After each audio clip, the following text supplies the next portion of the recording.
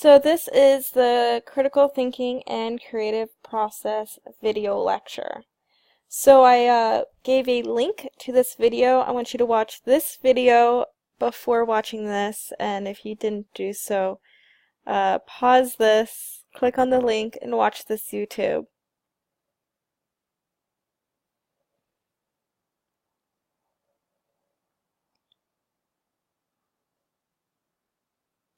So the point of this video lecture and this is we've been working on foundations. We're thinking about shape, line, form, how to get people looking at our work, organization, patterning, composition, and sort of the building blocks. And we touched a little bit on conceptual ideas before, but we're really going to think of how we create work. Now, I come from a more fine art practice versus a design lens, even though I do design here and there. I am very much concerned with why do people make art. A lot of people have many different ideas, and you may have your own, and I would love to hear it, because it kind of thinks about why you're here in this class, why you're here in this program, or how you need to make. So I make art because I have a lot of things that I want to communicate, and words tend to fail me. I'm not an excellent writer. I think in an alternate universe, I think it would be PhD of cultural studies. But I'm not. So in this universe, I am an artist. I have things I need to say. I want to tell people. I want to show people, and I do it through my work. Another thing to ask is, what does art look like to you? Now, a lot of people, art's such a broad term, and it's so open, and it's beautiful, and it's great. So thinking about what art is to you. Now, I'm trying to think, separate yourself from the stuff that you see within galleries. Separate yourself from stuff you see within the museums or in your textbooks. What is art to you? It could be someone's Snapchat of them looking through their window. It could be a bath rug, which is, I think, a common joke of this class, is the bath rug. It could be spending time with a friend. So, thinking about what art is to you and how you participate in different types of art forms. How do you make art? Now, we are in a digital class, so we're using Photoshop and Illustrator exclusively. But how do you make art? So I tackle many different things. I think my idea pushes how I physically make art. So I traditionally work in photography and video art, but I am not opposed to fibers. I think I say I flirt with fibers. I'm flirting with it. I haven't really committed to it. But I'll pick it up here and there. I like objects. I like installation. So this thing about, like, how do you make art? Yes, you're doing digital stuff, but how else do you make art? What can art teach you? Now, this is huge. So art teaches people creative process, critical thinking, how to analyze, different ways to approach things. It teaches you about someone else's culture, someone else's feelings, so many things. And why is art important? Now, I'm not going to give you an answer for that. I think just thinking how art is important is really going to kind of make you think of it is important for everything you do in this class. So art has form, subject, content, and when we create things, they have the form, subject, and content. So form is the physical manifestation of the idea of emotion. So film is the form in which Star Wars is presented, not printed. So I work in photography. That's the physical manifestation. The subject, so the topic of the artwork that is most apparent. So the subject is the conflict between the rebels and the Empire. Provide the subject for Star Wars. And I saw Star Wars once, and so I found this from somewhere else. So my subject is my character, Sparkle Baby. She's the subject. She's this person that I use within my work. And if you haven't seen my work, it's not important, but that's how I work. I have a form, photography, subject, a character I constructed, and then content, the emotion or intellectual message of the artwork or underlying theme. So the journey into the self is the theme of Star Wars. So I work in sort of, Sparkle Baby is sort of this like naive adolescent navigating through her world. And so I think a lot about that. I'm very heavy into the content personally. But sort of separating these things out might help you in your practice. So when you work on projects, like our studio actions, a lot of you guys are like, well, how do I create? How do I make these things? How do I get from the thing to the thing? And I'm always, I'm always into visual literacy, so looking at an artist lecture, making notes. Have you sketched something? Don't use your first idea, switch it up. Talk with somebody else. So these are some tips for when you're working on projects to help push them to the next level. So determine your essential concepts. So determine what, for example, for us, what your studio action is asking of you. Is there any actual things that I'm asking of you as well? So maybe determine what does you need to get across. So I need to get 50 different lines.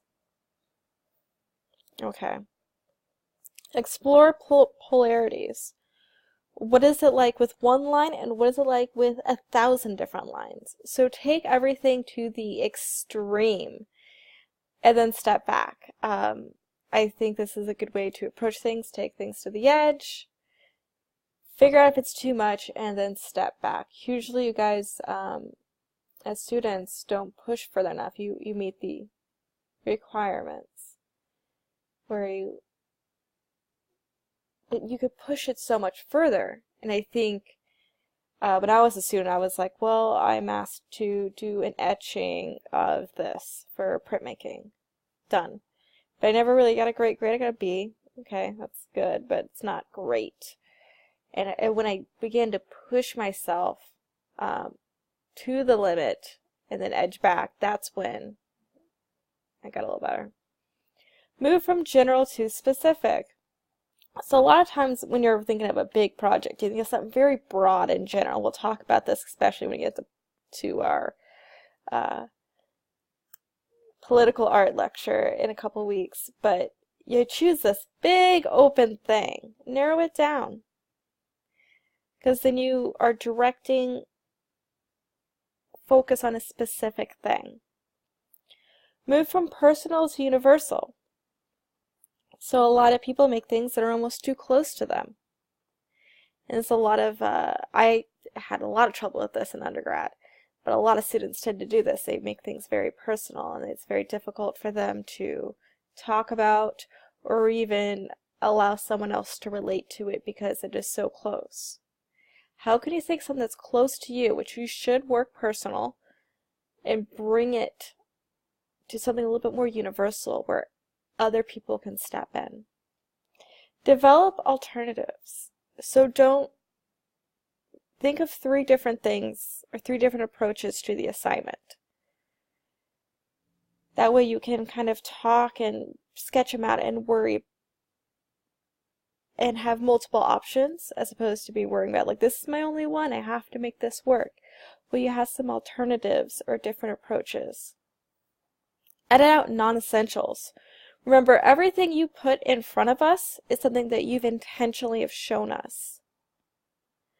So things that are not needed, things that could be confusing or conflicting to your original idea, take it out. And amplify those essentials. Make it sing, make it big, make it bold. Working with intention. So we've been kind of working basic, we have the shapes, we have the lines, think about patterning, module units that build shapes, sort of abstracting, inspired by nature. Now we're kind of working a little bit more conceptual for the next few weeks through the end of the semester. So what's it all about? Like I said before, I use art as a form of communication, something I need to share. People can share feelings, metaphors, story. Art is a problem-solving process. So a lot of times I will use art as something I want to analyze.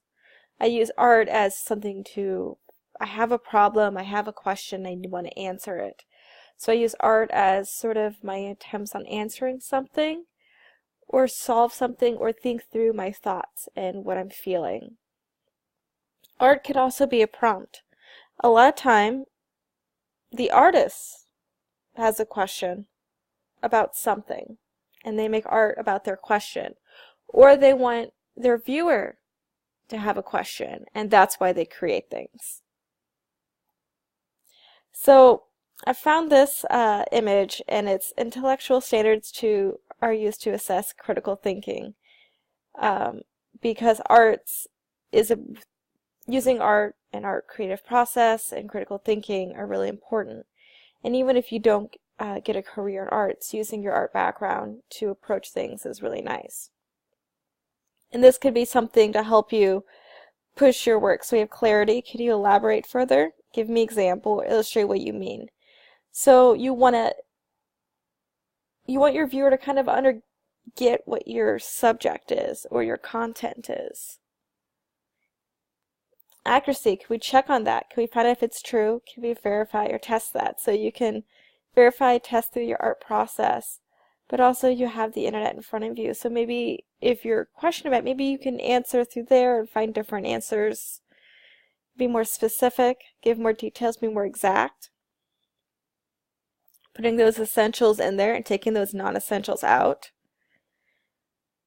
How does it relate to the problem? How does it bear on the question, and how does it help us with the issue? I think these are fine questions to leave in. Have the viewer ask them. These are things that you can pose to your viewer or yourself when you're creating. What factors make it a difficult problem? What are some of the complexities of these questions? What are some of the difficulties that we need to deal with? How we look this at another perspective? Do we need to consider another point of view? Do we need to look at this another way? Does all this make sense together? Does your first paragraph or your first focal point fit in with your last focal point? Does everything fit together? Does what you say follow the evidence? What is the most important problem to consider? Is this the central idea to focus on? Which one of these facts are most important? Do you have any vested interest in the issue? Am I sympathetic in representing the viewpoints of others? So while this is more for like writing, I think all of these you can work within your work, art piece, and ask yourself these questions to improve it that much further, or even help you start. So I'm a big fan of research. And it comes in so many different ways. So other artists. So you have my artist lectures, and we've done parts where you've had to make your own artist lecture, essentially show me artists that fit within the studio actions. And then you've also had to talk about contemporary art practice with art. You had to analyze it and then do research there. So I am a big fan of research. So you should make your own collection of artists or inspirational images. So a lot of artists use Instagram. Follow those artists on Instagram. These art blogs have Instagrams. Use Pinterest. Write them down. Download pictures off the internet.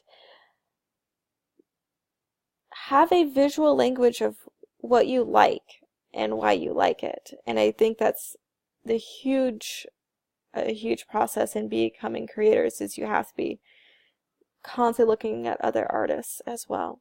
Reading. I do a lot of reading. I buy a lot of books. So read books that interest you. They don't have to necessarily be art books, but things that interest you. Maybe there's articles. Maybe there's blogs or poems. But constantly reading and pulling in information is going to reflect within your process and your work. Listening, not just me in this video artist lecture, but listen to podcasts, TED Talks, public lectures, music. Constantly absorb things and absorb knowledge. And sensing. Taking the time to observe the world around you. Go for a walk without your phone or without your podcast playing. Just walk and look. Keep sketching, even if you're bad at drawing, especially if you're bad at drawing.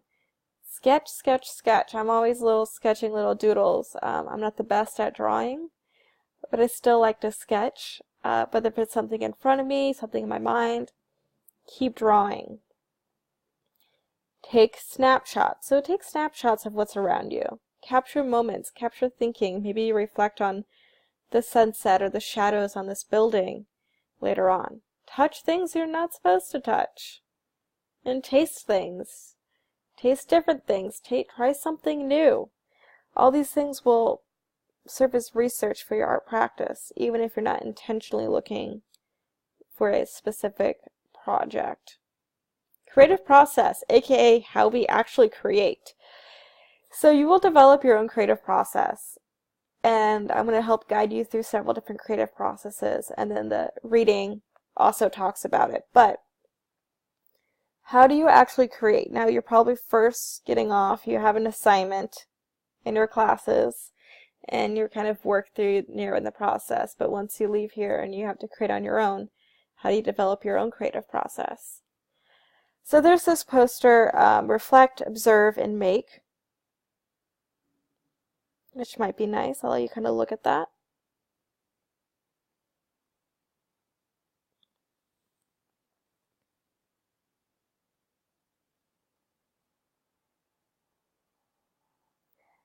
Fast track to being creative, so this kind of jumps off of this sort of stuff, but how to get up and be creative.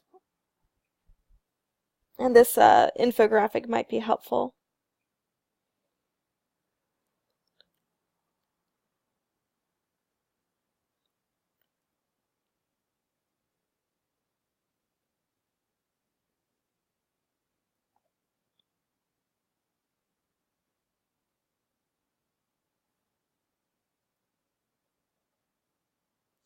So some things that I always say is take risks.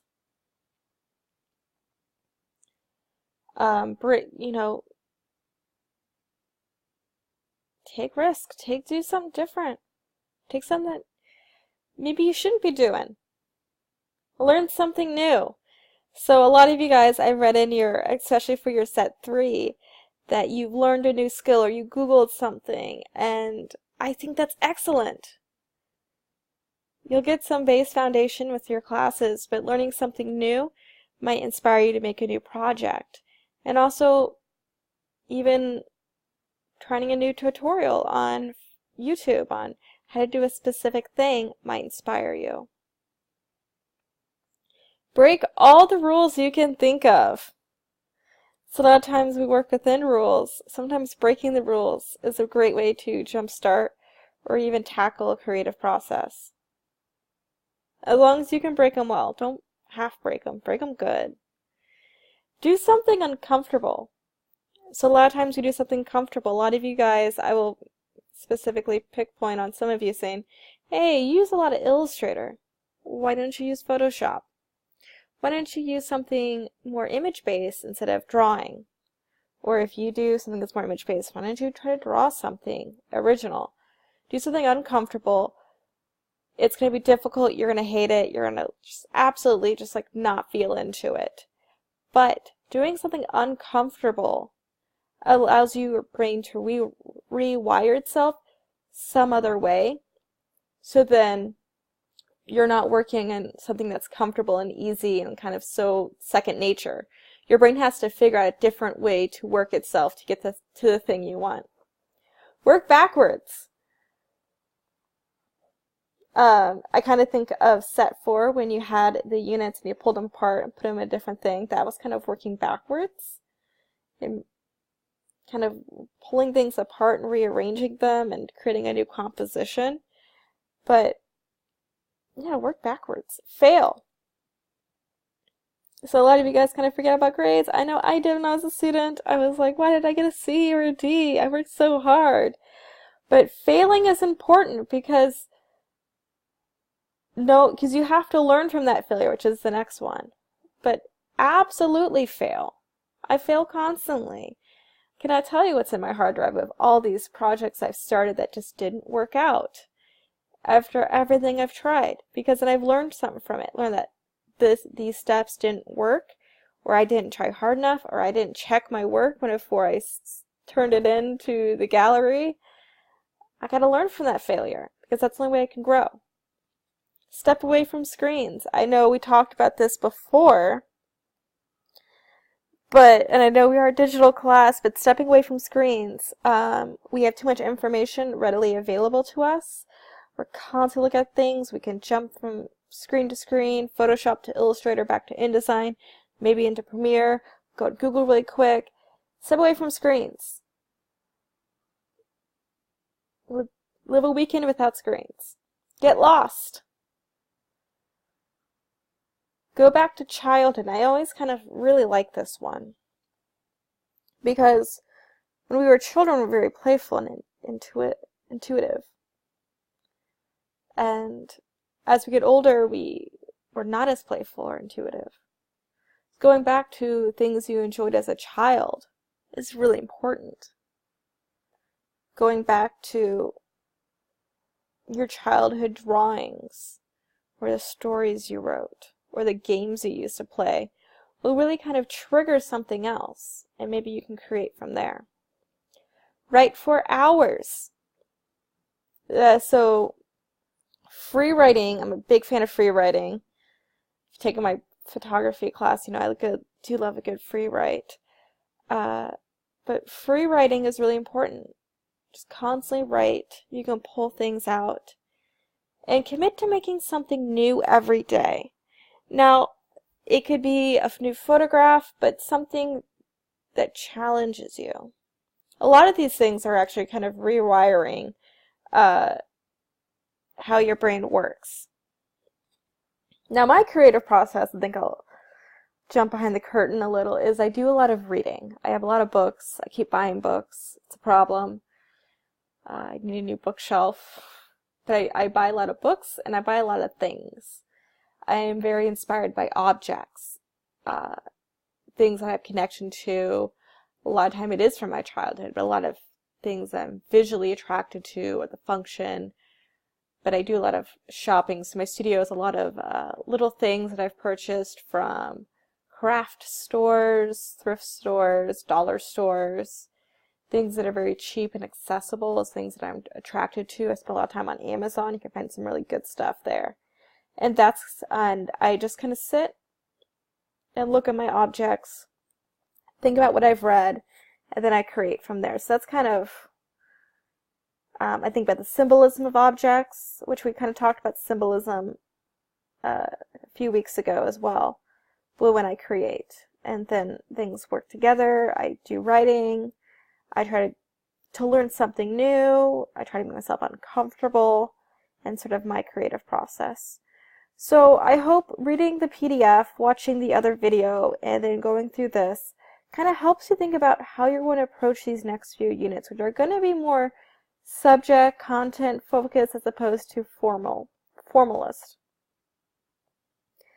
Tell me what you like to make. Tell me what artists you like. I want to know more about this because maybe I can help push you individually a little further. So send me an email. Talk about the artists that you are watching. Maybe talk about maybe you're stuck in your creative process and I can help you individually. I want to kind of work on that. So I hope this was inspirational. Go watch a TED Talk. Go for a walk. Break all the rules. Just break them well.